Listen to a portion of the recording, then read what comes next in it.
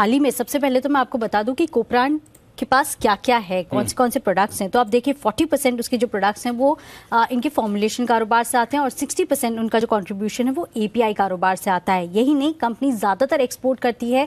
50 से ज़्यादा देश हैं जहाँ पे कंपनी का एक्सपोर्ट्स पे फोकस है। ऑलमोस्ट 65% से भी ज़्यादा की जो इनकी आय है वो एक्सपोर्ट से आती है, जो कि धीरे धीरे बढ़ती हुई दिखेगी।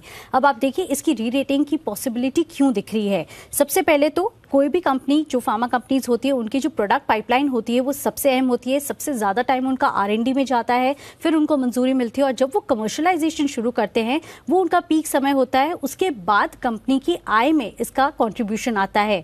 तो कोपरन के लिए सबसे पॉजिटिव यह है कि अब तक ये कंपनी आर&डी कर रही थी, यानी कि सबसे ज़्यादा निवेश जो है या केपेक्स जो है वो कंपनी का पूरा होता हुआ दिख रहा है।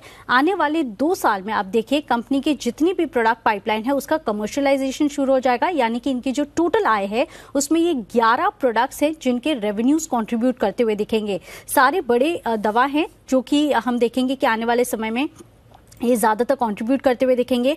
कुल मिला के 11 ऐसी जो प्रोडक्ट्स हैं उनकी प्रोडक्ट पाइपलाइन में है, जिससे आप देखिए इंटरेस्टिंग बात यह कि 6 ऐसे प्रोडक्ट्स हैं जो ऑलरेडी कमर्शलाइजेशन स्टेज में है और FY23 तक इनका कमर्शलाइजेशन पूरा हो जाएगा। 2 ऑलरेडी ये जो प्रोडक्ट्स हैं कमर्शलाइजेशन स्टेज में हैं, उनकी जो प्रोडक्शन है वो शुरू हो चुके हैं। तो आने वाले समय में, आने वाले 1 साल में इनकी जो आय है वो कंट्रीब्यूट करने लगेंगी। यही नहीं, इंटरेस्टिंग ये भी है कि 6 ऐसे प्रोडक्ट्स हैं जो कि ऑलरेडी स्टेज 2 में है और 5 ऐसे हैं जो कि स्टेज 3 में है।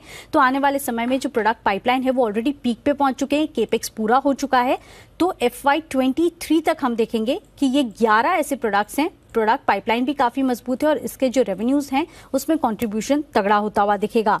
यही नहीं, कंपनी ने हाल ही में अपने प्रमोटर्स को भी प्रेफरेंशियल अलॉटमेंट किया था और कुल मिला के 255 रुपीज पर यह अलॉटमेंट किया गया है, जो कि काफी अच्छी प्राइस है। आप देखिए अभी फिलहाल 280 के लेवल्स के आसपास ये स्टॉक ट्रेड करता हुआ दिख रहा है और आने वाले समय में ये भी केपेक्स के लिए कंपनी यूटिलाइज करती हुई दिखेगी, तो ये भी पॉजिटिव है। ओके, तो कोपरान ये है आपके लिए बड़े एक्शन वाला। 255 रुपए पर अलॉटमेंट हुआ है, 255 रुपए। और सर वहीं से आप देखिए धीरे धीरे बढ़ना शुरू हुआ है। अभी भी जो ओवरऑल प्रोडक्ट पाइपलाइन जो है उसके रेवेन्यूज नहीं आए हैं। करेक्ट। और YTD में तो 90% से भी ज्यादा का रिटर्न दिया है।